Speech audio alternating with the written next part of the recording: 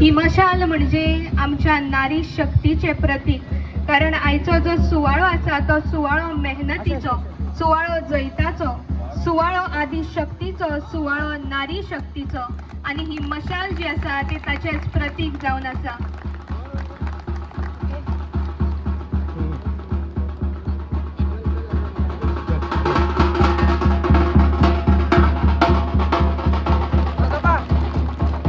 मांद्रेची लिडरान मोठ्या दिमागान आपली मशाल घेऊन मुखार सरिल्ली आसा.